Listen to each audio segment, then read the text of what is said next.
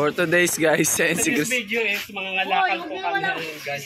Bakit ba Kirara? I-vlog niyo si Ate Rizia. Nabuhay ko sa kakalak. Si Ate Rizia.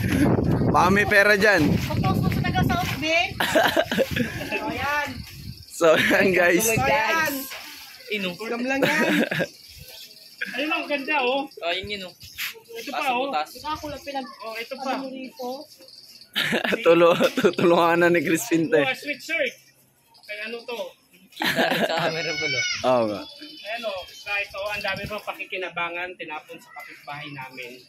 Ayan o. Excuse me. Ayan, uniform mo. Ay, uniform mo. Ibabad lang to.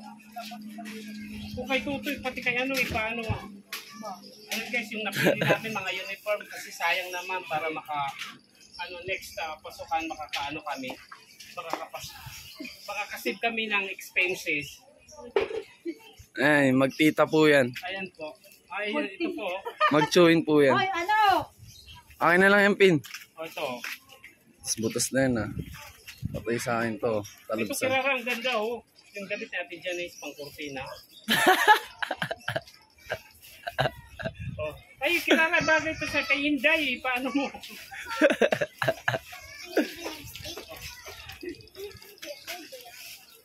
May mga... Walang pinagpalit ko dito.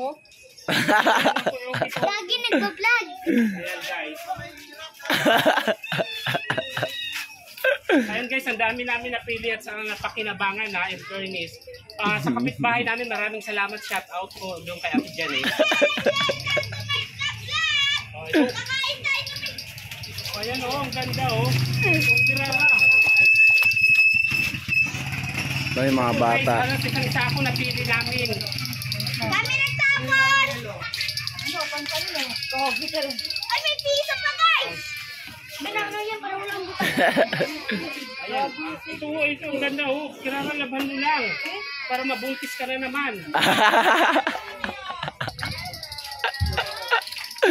Pagkatarantado rin po yan guys. Ay, hindi na ito pwede. Ayan guys, halos isang sako na pili namin. Ang sako.